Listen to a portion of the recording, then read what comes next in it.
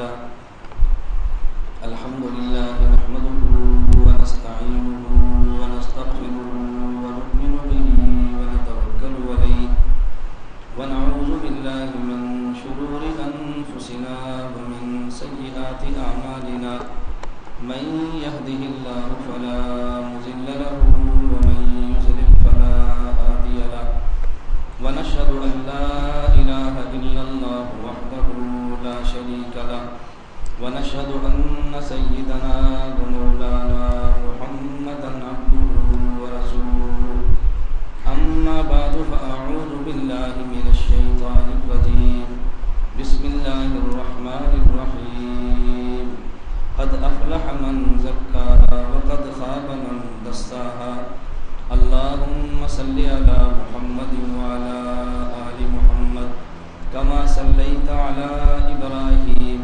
وعلى آل إبراهيم إنك حميد مجيد اللهم بارك على محمد وعلى آل محمد كما باركت على إبراهيم وعلى آل إبراهيم إنك حميد مجيد میرے نہایت واجب الاحترام بزرگوں، مسلک اہل سنت والجماعت سے تعلق رکھنے والے یوتھ نوجوان دوستوں اور بھائیوں، میں نے آپ حضرات کی خدمت میں قرآن کریم کی 2 آیتیں تلاوت کی ہیں۔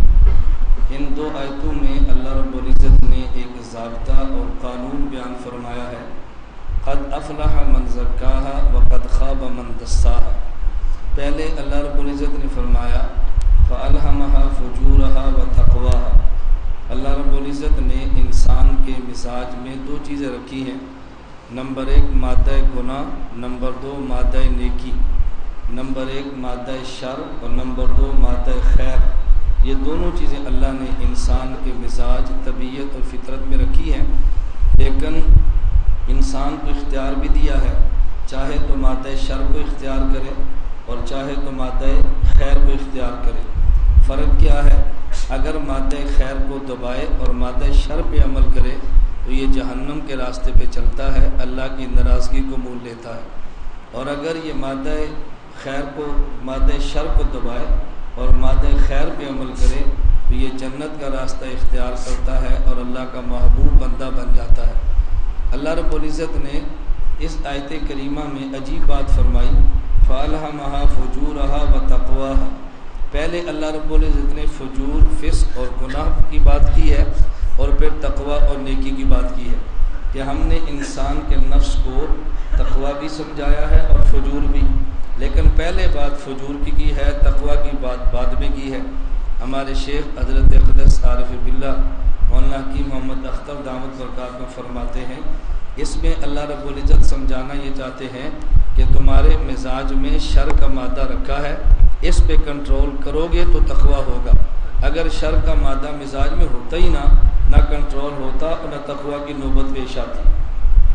اگر مزاج میں شر ہی نہ ہو، صرف خیر ہو، تو یہ ملائکہ کا کام ہے، انسانوں کا کام نہیں۔ ہم ملائکہ نہیں، ہم انسان ہیں، فرشتے نہیں، بشر ہیں۔ بشر میں اللہ نے دونوں چیزیں رکھی ہیں۔ ہمیں اس بات کا اہتمام کرنا ہے، اپنے گناہ کے تقاضوں کو دبائیں اور خیر کے تقاضوں پر عمل کریں۔ بازار میں جائیں تو دل کرتا ہے نامحرم عورت کو دیکھیں، لیکن نہیں دیکھنا، کیوں؟ اللہ کا حکم ہے کہ مت دیکھو۔ بازار میں جاؤ اور دل کرتا ہے کان سے گناہ سنو، لیکن نہیں سننے، کیوں؟ اس سے اللہ ناراض ہوتا ہے، اور اللہ کا حکم یہ ہے کہ انسان گانے نہ سنے۔ نماز کا وقت ہو، انسان کا دل کرتا ہے نماز نہ پڑھے، لیکن نماز پڑھے کیونکہ اللہ کا حکم ہے، اور اپنی طبیعت پہ جبر کر کے عبادت کریں، اس کا نام عبادت ہے۔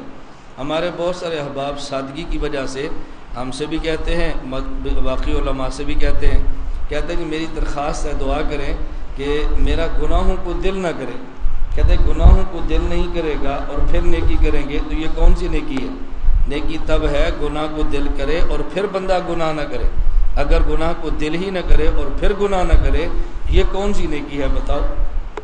اور روزہ ہے، رمضان مبارک اس دفعہ جولائی کے اندر بھی ہوگا، گرمی ہے، پیاس لگتی ہے، پانی پینے کو دل کرتا ہے، اگر یہ غسل خانے میں جا کر 2 گھونٹ پی لے اللہ کے علاوہ کوئی نہیں اس کو دیکھتا۔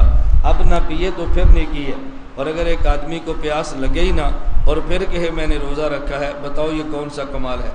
کمال تب ہے کہ انسان کو پیسوں کی ضرورت ہو اور حرام لے سکتا ہو پھر بھی نہ لے، آدمی کو ضرورت ہو اور پھر بھی چھوڑ دے کیونکہ گناہ اور حرام کا کام ہے اور میں یہ نہیں کروں گا۔ دنیا میں جب آدمی کو اللہ صحت دیتا ہے، انسان گناہ کرتا ہے، بیماری آئی تو پھر روتا ہے، اللہ دولت دے تو حرام جگہوں پہ لگاتا ہے، جب دولت ختم ہو جائے پھر انسان روتا ہے، اللہ منصب عطا فرمائے انسان اس کو غلط استعمال کرتا ہے، منصب چھن جائے تو پھر انسان روتا ہے۔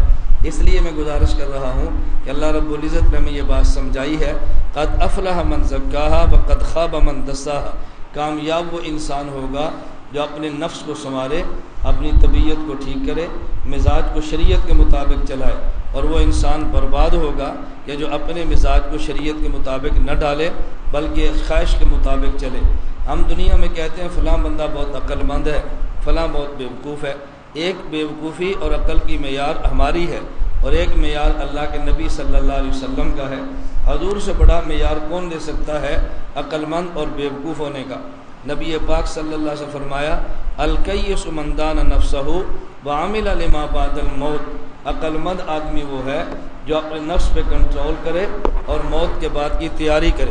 والعاجز من اتبع نفسہ ہواها وتمنى علی اللہ، اور بیوقوف انسان وہ ہے جو اپنے نفس کو آزاد چھوڑے، گناہ کرتا رہے، اور جب موت کے بعد کی باری کہے تو کہتے ہیں جی اللہ مالک ہے، بخشش تمہارے ہاتھ میں نہیں ہے، اللہ بخش دے گا۔ آخرت کے معاملے میں لمبی آرزوئیں باندھے اور دنیا میں گناہوں میں خود کو غرق کرے تو یہ انسان بیوقوف ہے۔ اللہ ہم سب کو عقل مند بنائے، اللہ ہمیں بیوقوفی سے محفوظ رکھے۔ عقل مندی کیا ہے؟ گناہ چھوڑ دیں، نیک اعمال کریں، شیطان کو چھوڑ دیں، رحمان کو راضی کریں، طاغوت کو چھوڑیں، رحمان کی عبادت کریں، گناہوں سے بچیں اور نیکی کا کام کریں۔ اس کا نام ہے فلاح اور کامیابی۔ ہمارے ہاں کامیابی اور ناکامی کا مدار کیا ہے؟ اگر ایک آدمی نے پڑھا ہے کالج میں، وہ چاہتے ہیں میری کامیابی اس میں ہے کہ مجھے اچھی سی ملازمت مل جائے۔ اگر کوئی آدمی کے پاس دولت ہے، وہ چاہتے ہیں میری کامیابی اس میں میرا بزنس اچھا ملے۔ کامیابی اور ناکامی کا مدار نہیں ہے۔ کامیابی اور ناکامی کا مدار کیا ہے؟ فمن زحزح عن النار وادخل الجنہ فقد فاز، جس آدمی کو اللہ نے جہنم سے بچا لیا اور جنت میں داخل کر دیا تو یہ انسان کامیاب ہے۔ بس دعا کریں اللہ ہم سب کو گناہوں سے محفوظ رکھے، اللہ طاعات اور نیکی کی توفیق عطا فرمائے، اللہ ہم سے راضی ہو جائے، اللہ جہنم سے بچائے، اللہ جنت میں جگہ عطا فرمائے۔ میں دو چار صرف مختصر بڑی گزارشات آپ کی خدمت میں پیش کر رہا ہوں۔ گناہ دنیا میں دو قسم کے ہیں، بعض گناہ وہ ہیں جن کا تعلق بندے کی ذات سے ہے اور بعض گناہ وہ ہیں جس کا تعلق دوسرے کی ذات سے ہے۔ اگر نماز نہیں پڑھی یہ بھی گناہ ہے، روزہ نہیں رکھا یہ بھی گناہ ہے، زکوٰۃ نہیں دی یہ بھی گناہ ہے۔ ایک گناہ یہ ہے، اور ایک دوسرا گناہ کون سا ہے؟ کسی کی عزت پہ حملہ کیا، کسی کی دولت پہ حملہ کیا، کسی کو گالی دے دی ہے اور کسی کے ساتھ ناجائز اس کو تنگ کیا ہے، ایک یہ گناہ ہے۔ جو گناہ انسان کی ذات سے متعلق ہیں اس کو تو ممکن ہے اللہ معاف فرما دیں، اور جس کا تعلق دوسرے کی ذات کے ساتھ ہے اس وقت تک اللہ معاف نہیں فرمائیں گے جب تک دوسرا بندہ معاف نہ کرے۔ اس لیے اس بات کا بہت زیادہ خیال رکھیں، نہ کسی کا مال ہڑپ کریں، نہ کسی کے اوپر ظلم کریں، نہ کسی کو گالی دیں، نہ کسی کی غیبت کریں، نہ کسی کو تنگ کریں۔ جس حد تک ممکن ہو دوسرے کی خیر خواہی کریں اور جس حد تک ممکن ہو دوسرے کے بارے میں بدخواہی کبھی نہ سوچیں۔ اس پر ایک چھوٹا سا واقعہ میں پیش کرتا ہوں جو آپ نے بھی پڑھا ہے اور ہم نے بھی پڑھا ہے، اور یہ پڑھا کسی مذہبی اور حدیث کی کتابوں میں نہیں، سکول کی کتابوں میں بچپن کا واقعہ آپ کے ذہن میں ہوگا۔ واقعہ کیا ہے کہ اللہ کے ولی وہ دریا کے کنارے پہ کھڑے ہیں اور آگے ایک بچھو ہے، وہ بچھو کو نکالتے ہیں وہ ڈنگ مارتا ہے، پھر نکالتے ہیں وہ ڈستا ہے، پھر نکالتے ہیں وہ ڈستا ہے۔ ایک بندے نے کہا حضرت آپ کو کیا ہوا؟ وہ بار بار ڈنگ مارتا ہے، اس کو مرنے دو، پانی میں کیوں باہر نکالتے ہو؟ اس اللہ کے ولی نے بہت پیارا جواب دیا، فرمایا یہ عادت بد سے باز نہیں آتا، میں عادت خیر کو کیسے چھوڑ دوں؟ اس کا کام ڈسنا ہے، وہ ڈسے جا رہا ہے، میرا کام ڈسے ہوئے کی خیر خواہی کرنا ہے، میں اپنا کام کیسے چھوڑ دوں؟ یہ بچھو اگر اپنا کام نہیں چھوڑتا، میں نبی کا امتی ہو کر اپنا کام کیسے چھوڑ دوں؟ ہمارے ایک معاملہ کیا ہوتا ہے کہ جی فلاں بندے نے میرا خیال کیا ہے مجھے بھی کرنا چاہیے،